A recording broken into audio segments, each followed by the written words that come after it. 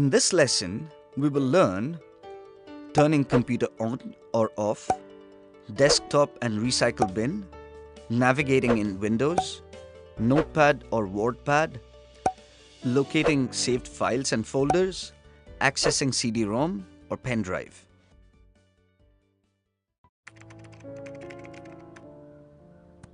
In real life, we always work with files.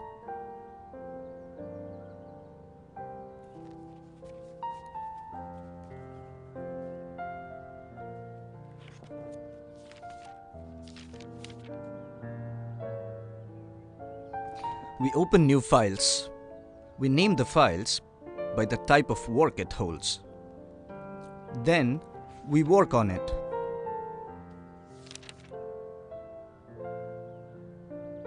We organize the work within the file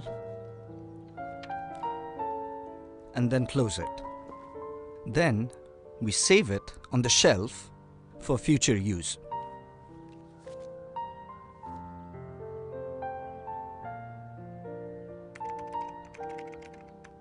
Similarly, in a computer, we open files, we name new files, save our work, and keep them in a safe place for future use. Now, let us learn a little bit more about navigating in Windows. When you turn the computer on, the first scene that sits on the monitor is called the desktop. The desktop is actually a special folder in the file system that you see when no other window is open. All other windows float on top of this desktop. Desktop is for frequently accessed files. These are called icons. The bar that appears at the bottom is called a taskbar. The taskbar allows users to locate and launch programs through the Start menu. It also allows the user to check programs which are open. The users can also use the taskbar to check date and time. The taskbar also shows the items that are running in the background. Now we check the icons on the desktop. An icon is a small graphical representation of a program or a file. When you double-click an icon, the associated file or the program will be opened. Icons are shortcuts provided on a desktop for easy access to important files and folders. The most common icons found on the desktop are My Computer, the Recycle Bin, My Network, the Internet Explorer, the Control Panel, and the user's files. File, a block of data found in the computer. There are many types of folders. File folder, a file that contains other files, for example, My Computer. Text document, a file that contains only documents, for example, hello.txt. You can add shortcuts to any file or folder on the desktop. To do this, you need to go to the file location, right-click and choose Copy. Then you go back to the empty desktop, right-click again and choose Paste. This will create a shortcut for that file or folder on the desktop. The desktop is for frequently accessed files. The bar that appears on the bottom is called a taskbar. Icons are the shortcuts provided on a desktop for easy accessibility to important folders. You can add shortcuts to any other existing folder or file in your computer on the desktop. One thing a computer needs to work is electricity. A desktop computer must always be connected to a power outlet.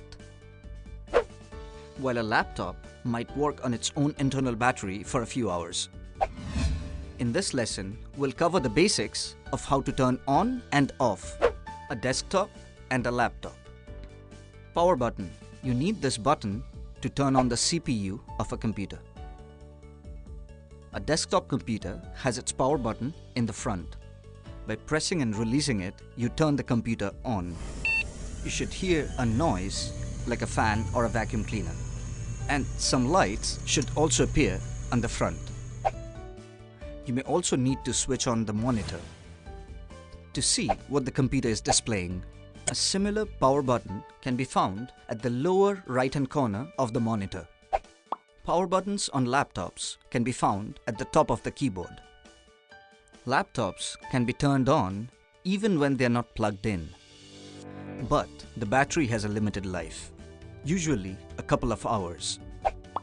Use the mouse to click on the Start button at the lower left corner of the desktop. When the menu appears, click on Turn off computer. Finally, click on Turn off. This is the sequence for a computer with the Windows XP operating system.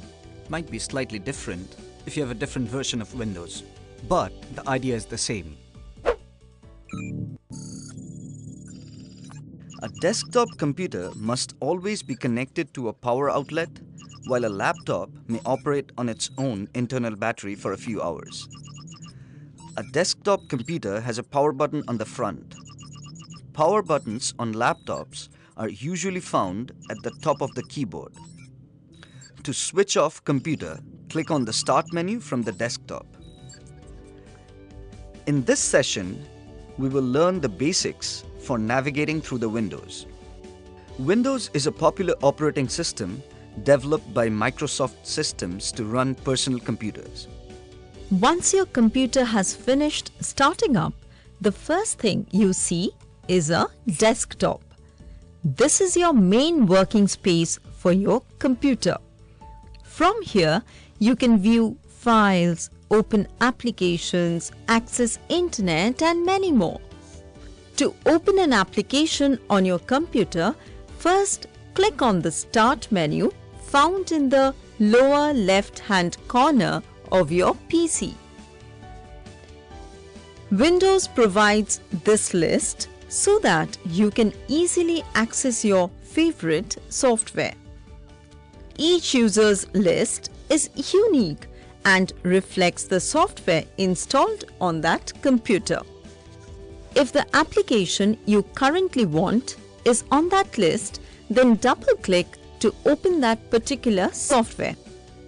To navigate means to move through the menu structure in a software application from one part to another. Say for example that you want to open Windows Music Player, the very popular program for listening to sound files on computer. However, you notice it is not currently in the favorite group. You would then click on All Programs. This brings up a list of program categories. As you study this list, you note Windows Media Player appear around the middle portion of the list. When the application name turns blue, it is available to be opened. Now click on the name. The Media Player application will open on screen. When you open Media Player, you will see a list of all sound files that is stored in your computer. You can click on any of the files to play it. When you do want to close the application, simply go to the file, exit, or click on the cross sign on the top right-hand side corner of the window. Similarly, you can open various other applications in similar manner. Suppose you want to find the calculator in Windows. Click Windows key plus R. The Run window opens. Type Cal-C and press Enter. That was a shortcut. You can also go by the traditional method. Here, you click on My Computer on your desktop, then double-click on C drive or local disk here. From this click on Windows folder, here click on System 32 folder and you will get Cal-C.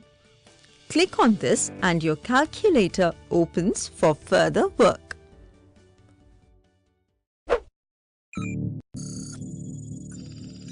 Windows is a popular operating system developed by Microsoft Systems to run personal computers.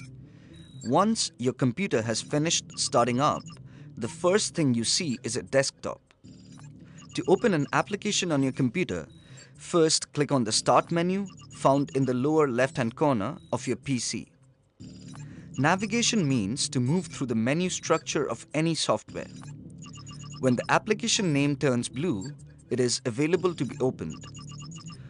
When you do want to close the application, simply go to File, Exit. Click Windows key plus R. The Run window opens, type CALC and press Enter. In Windows 7 and earlier, click Start in the Run box, type Notepad and press Enter. Open Notepad and type the text you want in the file. Once done, save the file by clicking File and then Save.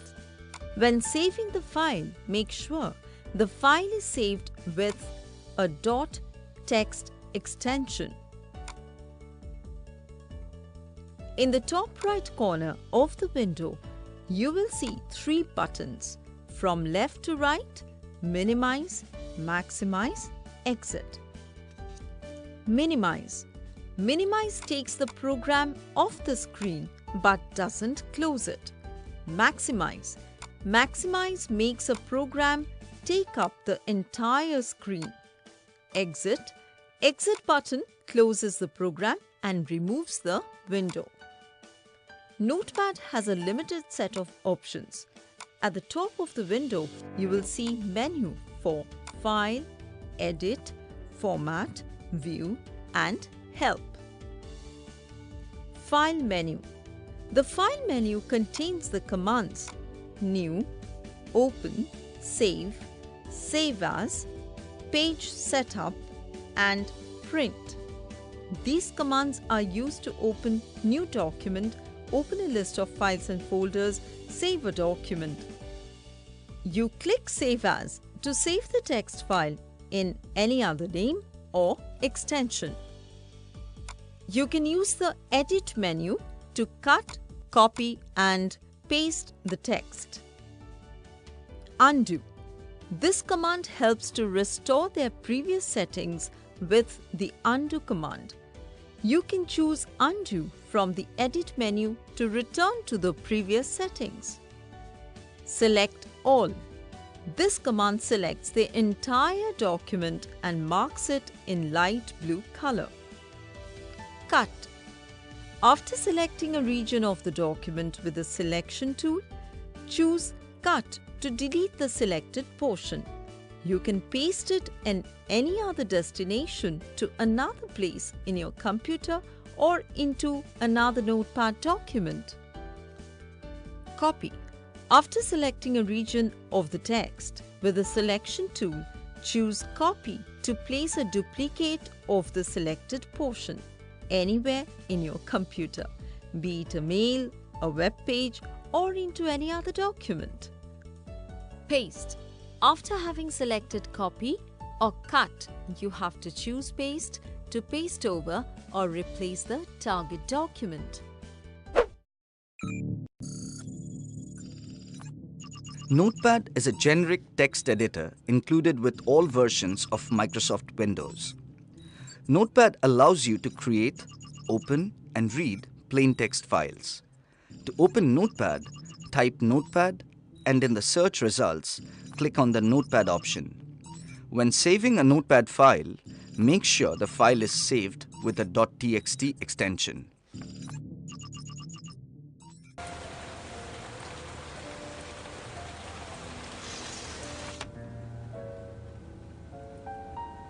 Can't find my glasses. Oh, here it is. See, when you save a file in the computer, you might also forget where it is saved. But don't get upset. It's still in the computer, and there are few simple ways to find out. Let us see. In this lesson, we will show you different techniques to find your files, including searching and looking in common places. If you have worked with a file very recently, you can just click on the Windows Explorer button. On your left-hand side panel, you will see Recent Places. Click on this. It shows you a list of the folders you have accessed recently. Click into the one you want, choose the file you need. If you do not see the Recent Places option, you need to make it visible. You can do so by clicking organize, layout, navigation pane. You can also search a document if you know the type of application you use to modify it. Open the last application used to edit the file and select File, Open, Recent from the menu. The file may appear in the list of recently edited files. Now, we will see how to search for a file in Windows 7 and earlier versions. Click the Start button. Type the file name or keywords with your keyboard. Suppose I'm looking for a file containing school reports. I write School Report and then press Enter. The search results will appear. Simply click your required file or folder to open it. To search for a file, click the Start button to go to the Start screen and then type the name of the file to search for a file. The search results will appear on the right side of the screen. Simply click your required file or folder to open it. Well, you can move or rename the file after finding it. Let's see how. Right-click on the file. Choose the option Rename and name it such that you can remember easily. Say I name it New School Report. Then click on Enter. The file is already renamed. Now, to save it in a place so that I can easily locate it, I right-click on it and press on Cut. Now I go to Windows Explorer and open My Computer. Here I click on My Computer, then I click on My Documents. In My Documents, I right-click and choose Paste. There I can see my file saved. To find the file you have worked on recently in Windows Explorer, go to Recent Places. To find a file, you can click on Start and type the name of the file in the blank space provided in Search Programs and Files. To rename a file, right-click on the file and choose the option Rename. Then type in a name as per requirement and then click Enter. Your computer uses many different media types to store data. Floppy disks, hard disks, USB cartridges and CD-ROMs. So now we are going to know about accessing CD-ROM or pen drive. When you first insert your CD into the drive, you might see the scroll down menu on the right hand side. Unless you want to watch a movie or listen to music, you will probably want to select Take No Action.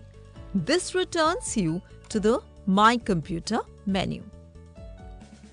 Now, to begin, go to Start, My Computer.